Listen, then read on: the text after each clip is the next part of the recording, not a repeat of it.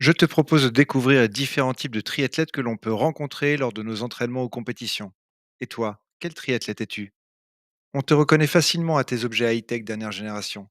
Ta montre connectée GPS, tes oreillettes à conduction osseuse, ton téléphone sur lequel t'as installé une multitude d'applications. Bientôt, tu posséderas des lunettes connectées qui afficheront ta vitesse, ton parcours et même les textos de ta femme qui te demandera quand est-ce que tu rentres. À l'entraînement, tu es toujours concentré, non pas sur tes sensations ou tes allures, mais à la recherche d'un endroit où tu pourrais prendre la photo de ton vélo ou de tes chaussures qui fera le tour du monde. Alors tu t'arrêtes plusieurs fois, hésitant, donnant l'impression aux passants que tu es victime d'incontinence précoce. Une fois rentré, pas le temps de t'étirer ou de passer sous la douche. Tu te jettes d'abord sur ton ordinateur auquel tu connectes ta montre ou ton compteur. Tu partages ton entraînement à tes amis Facebook et prends le temps de trouver une phrase choc, mais qui donne l'impression que tu es détaché de tout ça, que ce qui t'intéresse, c'est de te retrouver avec toi-même, de profiter de la nature et le plaisir de l'effort solitaire. Aujourd'hui, 4 heures de vélo sans me poser de questions, juste pour prendre l'air. Hashtag que du bonheur, hashtag esprit sain. Tu n'oublies pas de rajouter la photo pour laquelle tu t'es arrêté une demi-heure en faisant une cinquantaine de clichés différents. Une fois publié, tu scrutes ton message ou plutôt les notifications qui vont t'apporter ta dose de dopamine à chaque like ou commentaire. Chaque compétition est un événement pour ta page Facebook. Tu rêverais de pouvoir faire un live avec un accompagnateur qui te filmerait pendant tout le temps de ta course. À partir du moment où la course a été donnée, tu n'es concentré que sur une seule chose, où sont les photographes? Quand tu parviens à en repérer un, tu te prépares, tu prends la position idéale, ralentissant légèrement pour qu'il ait le temps de te prendre plusieurs fois, et tu prends un air concentré sans le regarder parce que tu es là uniquement pour le goût de l'effort et que tu fais mine de ne même pas l'avoir vu. Tu diras à la fin: «Des photographes? Ah bon? Oh non, j'en ai pas vu». Sur la route du retour, tu réfléchis à ton compte-rendu, à la tournure de tes phrases, à faire passer tes émotions, mais surtout ton leitmotiv. Le plaisir avant tout. La performance ne m'intéresse pas. Tu te rends compte que cela t'excite autant que la compétition et que cela te permet de la revivre au travers des réseaux sociaux. Comme pour ne jamais oublier les sensations que tu as pu ressentir et pouvoir les partager au monde entier. Tu te fais remarquer par tes tenues d'un autre temps. Le t-shirt en coton d'une course des années 90 avec un petit trou au niveau des épaules. Ton short de course à pied fluo et échancré des années 80. Tu n'as ni montre GPS, ni cardio, ni lecteur MP3. Quand tu y penses, tu utilises juste une montre chrono pour avoir l'heure, et c'est déjà bien suffisant. Si tu as installé un compteur sur ton vieux vélo Peugeot, tu ne trouves pas les fils vraiment pratiques. Quand tu vois les autres avec leur montre GPS, tu trouves ça ridicule et tu préfères largement courir aux sensations. En natation, tu utilises toujours la même combinaison depuis des années, celle que tu avais achetée chez Decathlon et qui était faite pour la voile. Tu réalises tes sessions d'entraînement aux sensations, sans séance particulière. Tu accélères si tu en as envie. Il t'arrive de faire tes entraînements à fond, comme si tu étais en compétition. Tu te moques gentiment du coureur ultra équipé que tu croises et qui ne relève même pas la tête pour te saluer. Pendant tes compétitions, tu choisis d'anciennes courses auxquelles tu as déjà participé ou des compétitions avec un esprit familial. Tu évites les grosses organisations impersonnelles. Tu cherches sans vraiment trouver des triathlons où tu retrouverais l'ambiance d'antan. Ta phrase préférée, c'est: «C'était mieux avant». Tu te blesses au moins une fois par an. Une douleur qui t'empêche de t'entraîner pendant plusieurs semaines, voire même plusieurs mois. Ton corps évolue donc continuellement. Durant tes périodes d'entraînement, tu t'affûtes, tes muscles deviennent saillants, tes joues sont creuses. Tu te sens prêt à avaler des centaines de kilomètres. Mais soudain, c'est le drame. Une nouvelle douleur apparaît et t'oblige à stopper ta préparation. Alors s'ensuit une période où les tissus graisseux prennent la place des tissus musculaires. Tu observes impuissant la balance qui te supplie de reprendre la course à pied. Le pire, c'est que tu te venges sur la bouffe pour combler ton manque de dopamine. Il y a deux parties bien distinctes dans ton placard. D'un côté, tu as tes tenues de sport qui n'ont pas vu le jour depuis un moment. Et d'un autre côté, tes accessoires de soins. Des poches de glace, une genouillère, une chevillère, des tubes de gel anti-inflammatoire, des gélules de vitamines ou de cuivre, tes dernières radios, IRM ou échographie, qui eux sont utilisés quotidiennement pour soigner ta dernière douleur. Quand tu n'es pas blessé, tu essaies de t'entraîner. Tu pars stressé, la boule au ventre, peur que ton ancienne douleur ne se réveille ou qu'une nouvelle vienne perturber ta préparation. Quand tu rentres de ton footing, tu as le réflexe de directement poser une poche de glace sur ton genou, au cas où. Pour les compétitions? Bah, des compétitions? Quelle compétition? Cette année, tu n'as pu participer à aucune compétition à laquelle tu t'étais inscrit. Ah si, il y en a eu une où tu as pu nager, réaliser la partie vélo, mais tu as été contraint d'abandonner à pied car ta blessure au pied s'est réveillée.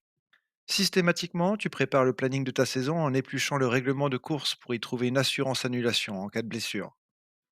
Quand tu n'as pas de douleur, les semaines précédant ta course, tu n'oses même plus t'entraîner pour pouvoir enfin participer à une compétition. Tu rêves d'un temps où tu puisses enchaîner 2 saisons sans blessure. À la question «Tu prépares une course en ce moment?» Tu réponds systématiquement «Non, je suis blessé». Tu es affûté comme personne, les muscles endurcis par des heures d'entraînement, un pourcentage de graisse à moins de 10%. Pour cela, tu évites tout gramme superflu. Tu refuses toute charcuterie, dessert et autres graisses cachées. Tu repousses les apéros avec les copains ou si tu participes, tu t'infliges plusieurs heures d'entraînement le lendemain. Tu te pèses régulièrement en essayant de faire baisser continuellement ce nombre qui apparaît sur la balance.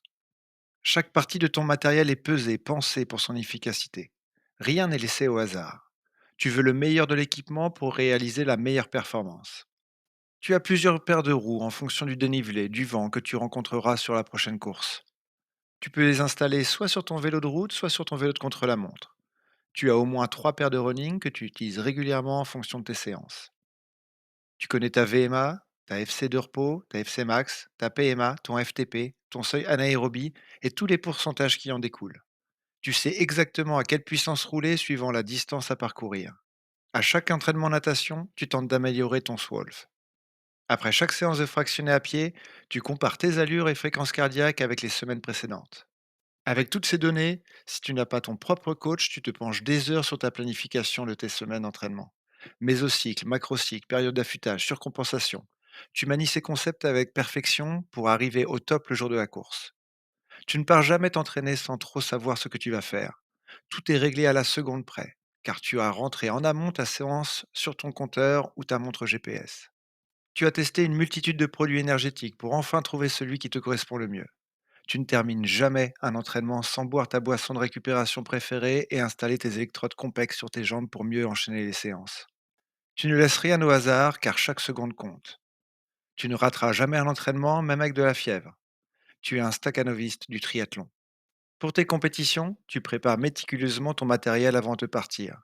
Tu ne veux rien oublier pour ne pas ajouter du stress inutilement. Arrivé sur la course, tu installes méthodiquement tes affaires. Tu as tes routines qui te plongent d'ores et déjà dans la compétition.